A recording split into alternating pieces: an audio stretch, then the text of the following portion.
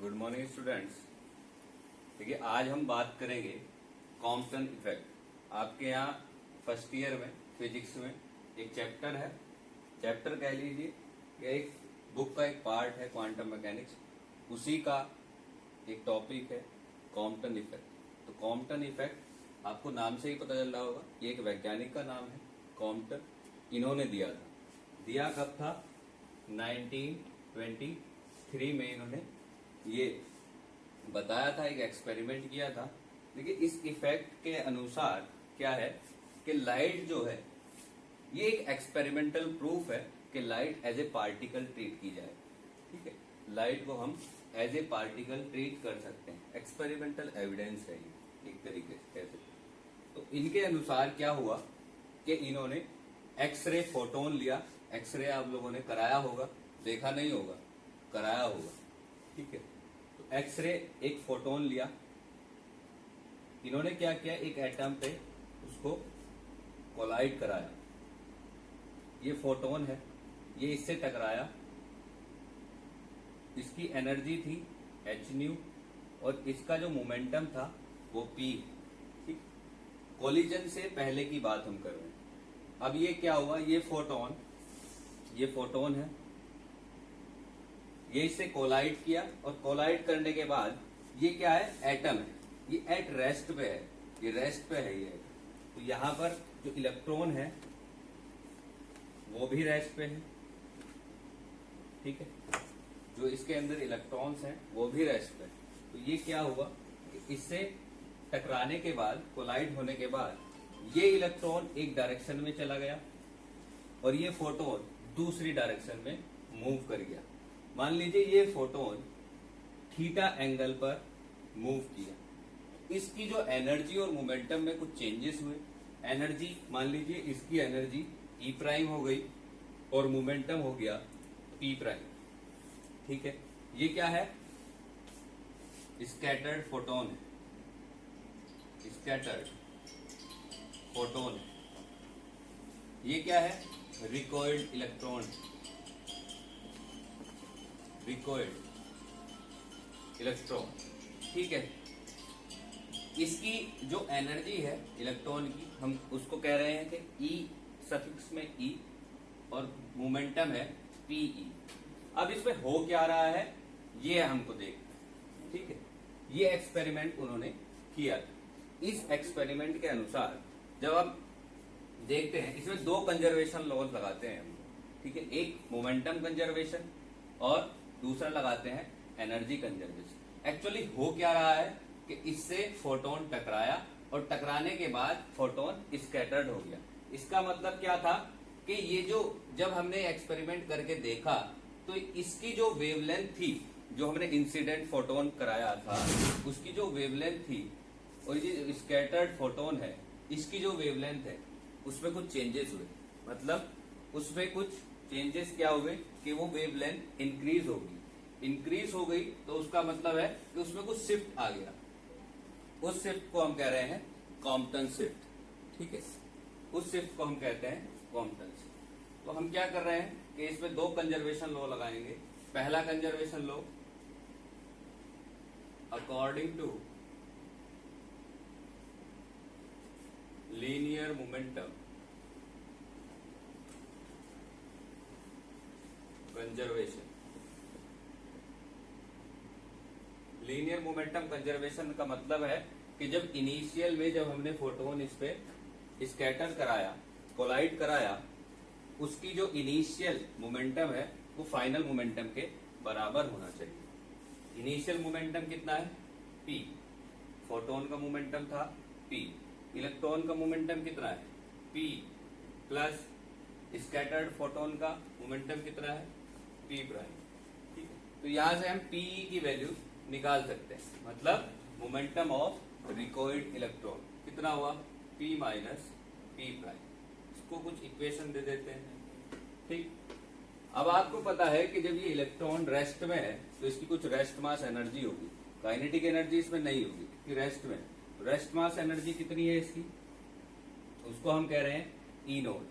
ठीक है, ई नोट कितनी हुई वो आप लोगों को पता है, कितना होता है एम नॉट सी स्क्वायर, पर हम इलेक्ट्रॉन के लिए यहाँ पे सही में ले लेते हैं एम ई सी स्क्वायर। इसके बाद अगर हम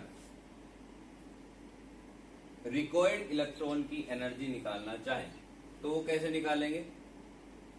तो ये जो रिकॉइल्ड इलेक्ट्रॉन है इसमें क्या हो रहा है कि रिलेटिव मोशन कर रहा है, तो इसकी रिलेटिव एनर्जी होगी, रिलेटिविस्टिक एनर्जी होगी, उसको हम कह रहे हैं ई। ठीक है, वो कितनी होती है? P square C square plus M square C की पावर 4। इलेक्ट्रॉन की बात कर रहे हैं तो ये भी ई और ये भी ई। ठीक है, अब ये जो इक्वेशन 1 है इससे हम पी स्क्वायर की वैल्यू निकाल सकते हैं। तो अगर हम इसको इक्वेशन 1 को इंप्लाइज दैट करें तो पीई स्क्वायर कितना आ गया? पी माइनस पी प्राइम का स्क्वायर। ये यहाँ पर ये पी स्क्वायर की वैल्यू आ गई हमारी पी माइनस पी प्राइम का स्क्वायर। अब आपको पता है कि फोटोन की एनर्जी कितनी होती है? E is equal to P C, ये होती है फोटोन की एनर्जी। अगर यहां से हम मोमेंटम निकालें तो कितना आएगा? E बाय सी। E कितना होता है फोटोन की एनर्जी? एच न्यू बाय सी। तो इसको हम इस फॉर्म में कन्वर्ट कर सकते हैं। ठीक है, इस फॉर्म में जब हम इसको कन्वर्ट करेंगे तो पी स्क्वायर की वैल्यू आ जाएगी, कितनी आ जाएगी? पी माइनस पी प्राइम का स्क्वायर। पी की जगह हम ये रखेंगे H nu by C minus H nu prime by C का होल स्क्वायर। ठीक है, यहां से हम H square C square common ले सकते हैं। तो एच अपॉन सी अगर अंदर कॉमन लेंगे तो बाहर क्या आएगा? H square by C square. दोनों में क्या आएगा? न्यू माइनस न्यू प्राइम का होल स्क्वायर। ठीक है, ये पी स्क्वायर की वैल्यू हमारे पास आ गई। इस वैल्यू को हम इस इक्वेशन में पुट कर सकते हैं। यहां पर इसको 2 मान लीजिए और इसको 3। इक्वेशन 3 अगर हम देखते हैं तो इक्वेशन 3 से हमारा क्या आएगा? ई की वैल्यू कितनी आ जाएगी? अंडर रूट पी स्क्वायर की वैल्यू कितनी है? H square by C square nu minus nu prime का square minus plus M E square C की पावर 4। अब यहां पर ये न्यू माइनस न्यू प्राइम है। अब यहां पर ये स्क्वायर नहीं है, ए माइनस बी का होल स्क्वायर नहीं है, इसको हम वेक्टरली जोड़ेंगे, वेक्टरली मल्टीप्लाई करेंगे। तो ये मतलब ऐसे लिखा हुआ है A dot B, A dot B, A dot B मतलब वेक्टर ए का मोड वेक्टर बी का मोड इंटू कॉस थीटा, यही होता है। ठीक है, अब ये ए का स्क्वायर लिखा है मतलब ए डॉट ए, इस तरीके से लिखा है कॉस थीटा। ठीक है, इसको हम इसकी तरीके से लिखेंगे। देखिए कैसे करते हैं।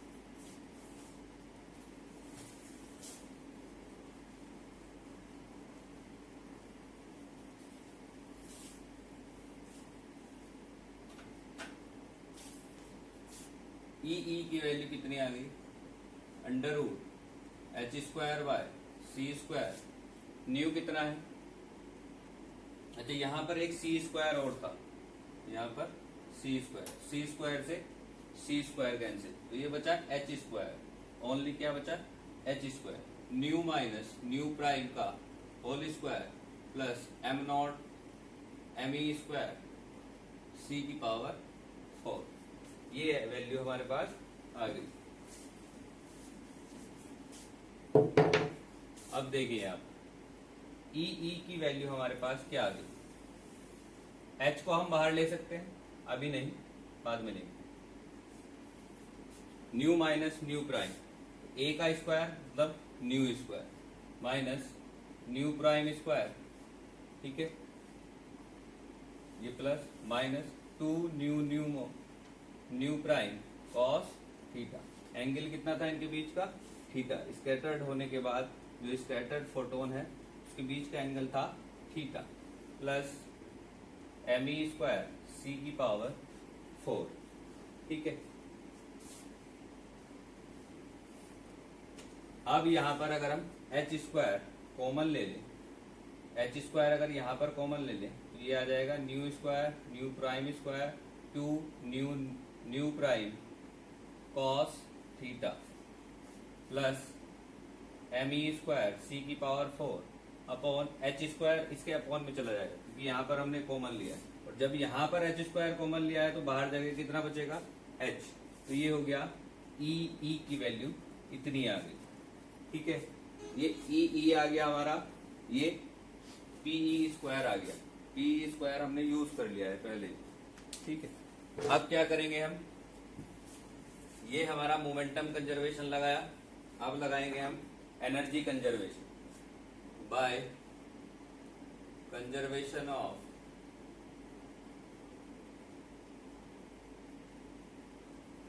एनर्जी।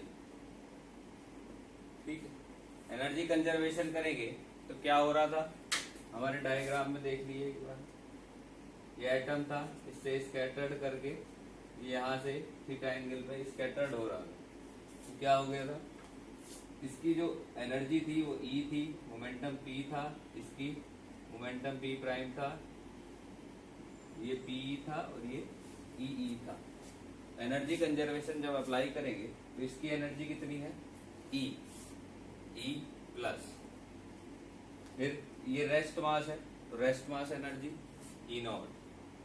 ठीक है, इसके बाद इलेक्ट्रॉन की एनर्जी ई प्लस फोटोन की एनर्जी ई प्राइम।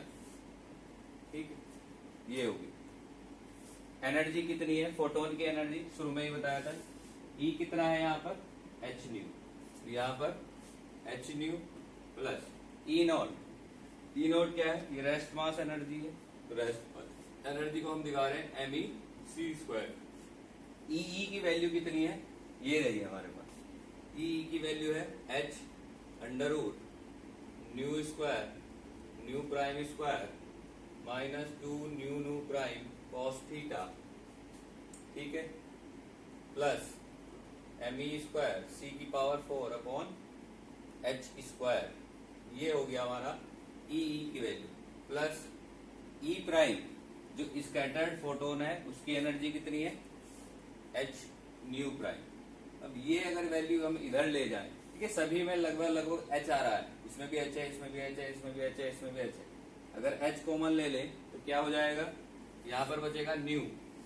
ठीक है, यहाँ पर बचेगा, यहाँ पर एच है नहीं तो क्या अपॉन में चला जाएगा, equal to under root nu square nu prime square minus 2 nu prime cos theta plus M E square C की पावर 4 अपॉन एच स्क्वायर, और यहाँ पर ये बचा न्यू प्राइम, इस न्यू प्राइम को हम इधर ले जाएंगे तो क्या आएगा nu minus nu prime plus M E square C square by H is equal to under root nu square nu prime square minus 2 nu cos theta plus M E square C की power 4 upon H square.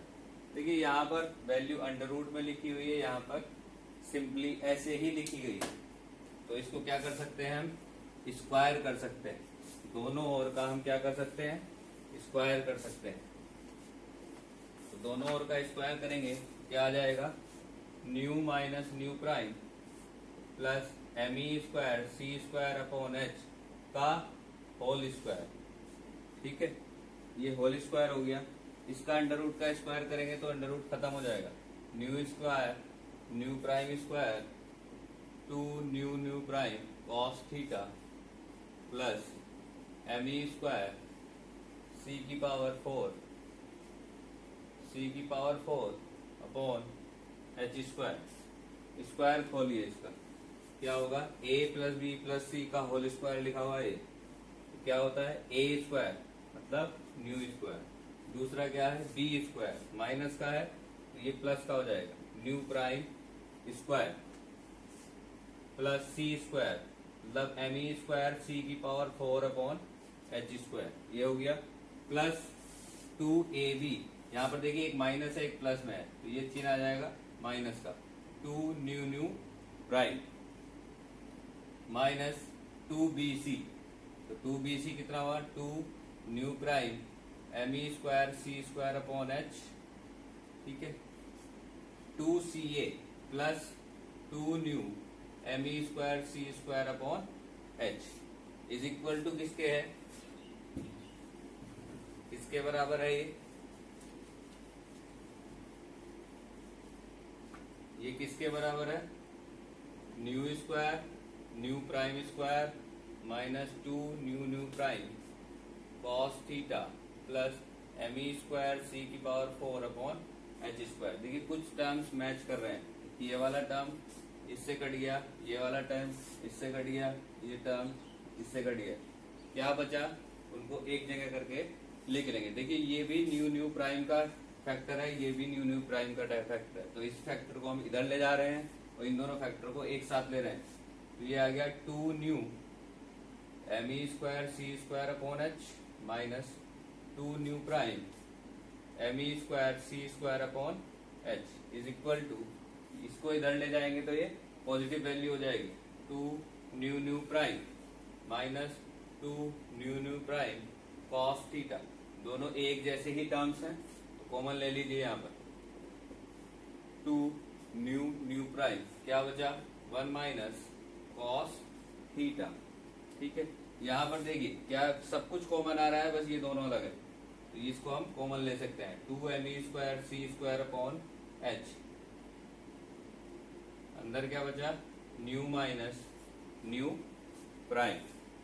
ठीक है, इस value को हम इधर ले जाएंगे, इसके बटे में ले जाएंगे, तो ये क्या हो जाएगा, nu minus nu prime is equal to, ये हो जाएगा, देखिए 2 इधर भी है 2 इधर भी है, दोनों तरफ से कैंसिल आउट हो गया, क्या बचा H upon Me into C² new prime 1 minus cos theta. ठीक है, इस न्यू नोट को हम इसके नीचे ले जा रहे हैं, तो nu minus nu prime upon nu prime is equal to H upon Me² C² 1 minus cos theta. ठीक है, ये वैल्यू हमारे पास आ गई। अब क्या करेंगे, देखिए यहाँ पर ये वैल्यू आई है हमारे पास, तो इसको दोनों के अलग अलग बटे में ले जा सकते हैं, तो ये हो गया nu upon nu prime minus nu prime upon nu prime equal to H upon Me² 1 minus cos theta, nu से न्यू प्राइम से न्यू प्राइम, क्या बचा 1 upon nu prime minus 1 upon nu equal to H upon Me² 1 minus cos theta. हमको निकालना क्या है, wavelength shift निकालना है।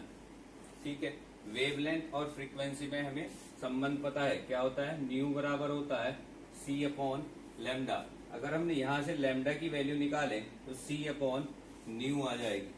हमें फ्रीक्वेंसी दी गई है, वेवलेंथ निकालनी है, तो वेवलेंथ इसके टर्म में, अगर वेवलेंथ के टर्म में हम इस चीज को निकालें तो क्या होगा,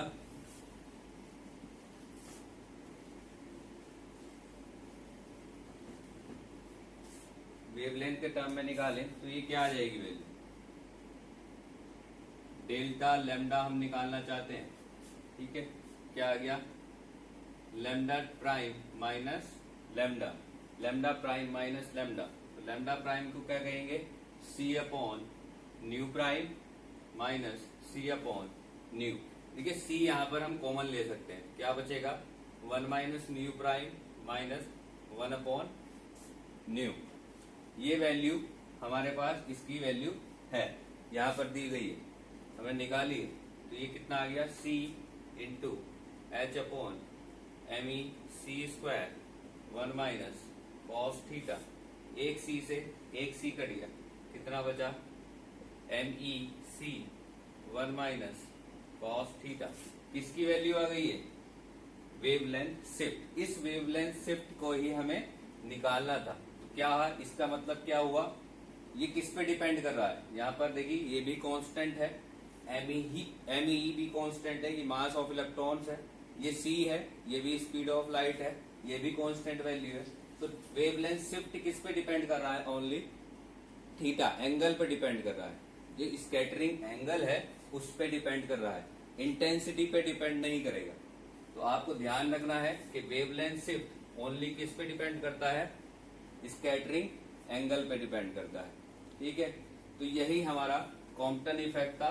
इससे हमें पता चला कि लाइट को एज ए पार्टिकल अगर हम ट्रीट करना चाहें तो कर सकते हैं। ठीक है, ये एक एस्पेक्ट है जिसके थ्रू हम निकालते हैं, वेवलेंथ निकालते हैं, जो हमारा स्कैटर्ड फोटोन है। आशा करता हूं आप लोगों को समझ आया होगा। ठीक है, अगर आपको कोई कमेंट करना है तो आप कर सकते हैं। Thank you.